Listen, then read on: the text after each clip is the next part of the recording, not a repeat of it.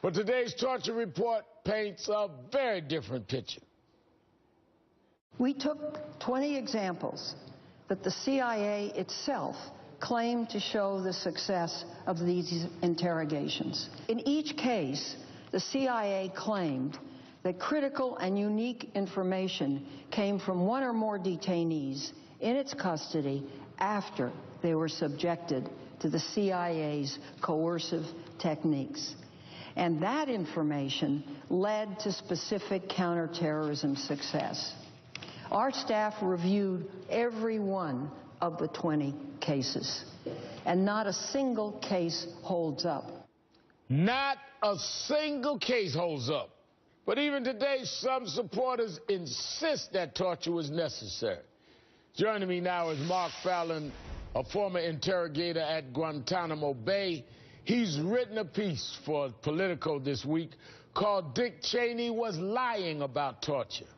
And counterterrorism expert Laden Al-Khoury, thanks for being here to both of you. Thank you, Rev. Thank you. Mark, you were privy to information from some of these detainees who were tortured. Was there ever any sign at all, that valuable information came from enhanced interrogation techniques? I'm unaware of any valid information that was a derivative product of torture or any of the abusive techniques. What I think you have to understand is there was no basis for going down that road. The people who created this program were not interrogators. They did not utilize the subject matter expertise of personnel who have been interrogating al-Qaeda suspects for years, and they went down a road, and it was a disaster. Now, three of the presidents, President Bush I'm referring to, three of his CIA directors wrote an op-ed today saying these techniques led to bin Laden. Address this to you, Laden. They wrote, "There's no doubt that information provided by the totality of detainees in CIA custody was essential to bringing bin Laden to justice. The CIA never would have focused on the individual who turned out to be bin Laden's personal courier without the detention and interrogation program." But Senator John McCain said on the Senate floor today that enhanced interrogation did nothing in the search for bin Laden. Listen to this. The most important lead we got in the search for bin Laden came from using conventional interrogation methods.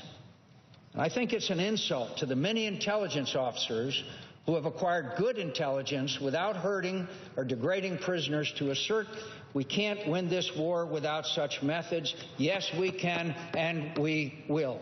Now, these are two very different accounts. Is there any evidence at all that the use of torture led to the capture of Osama bin Laden? I don't believe so. There is actually no hard evidence to indicate that the use of enhanced interrogation techniques led directly to the killing of Osama bin Laden, which took place about almost a decade after 9/11. So if the enhanced interrogation techniques worked in the first place, it wouldn't have taken us over a decade to get Osama bin Laden. That's on the one hand. Is there evidence, to your knowledge, that we found out about the courier by using enhanced interrogation? There's absolutely no evidence. As referred to in this op-ed piece.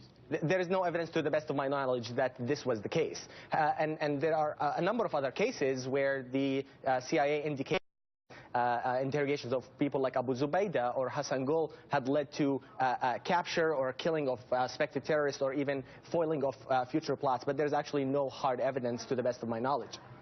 Let me go back to you, Mark. The report details how CIA personnel reacted after witnessing a prisoner being interrogated with these enhanced techniques. On August 8, 2002, CIA personnel reported today's first session had a profound effect on all staff members present. It seems the collective opinion that we should not go much further. Several on the team profoundly affected, some to the point of tears and choking up. One day later, they reported, 2, perhaps 3 personnel are likely to elect transfer away from the detention site if the decision is made to continue with the enhanced interrogation techniques. Mark, how could these observations from people who were there be ignored? Well, it's part of what was basically a cover-up here. I mean, what you had here is you had personnel within the CIA who have contested what happened there. I know people who were there. I know people who were at the black sites. I know how disgusted some of these people are.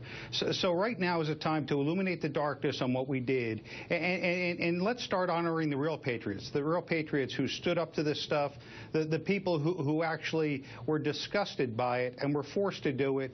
But this is a time in our history now where we have to move forward.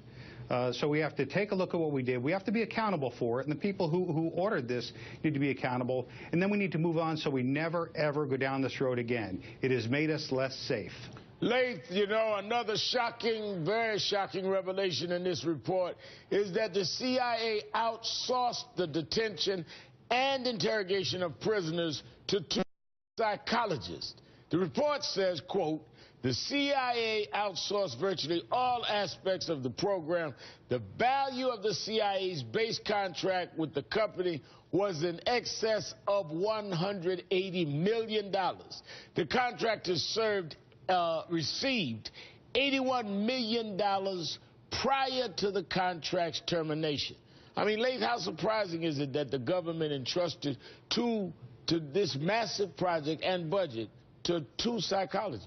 Well, we know that since 9/11 or post 9/11 engagement in that part of the world, we contracted a whole bunch of contractors to do a lot of so-called dirty jobs. And this is one of them. This is just an example. Outsourcing to contractors to do this kind of dirty jobs. So the question is, what kind of oversight was done over these contractor individuals? And what kind of action was taken to either eliminate the use of bad interrogation techniques, or even just make the interrogation itself much easier, less costly, much more effective? We don't know.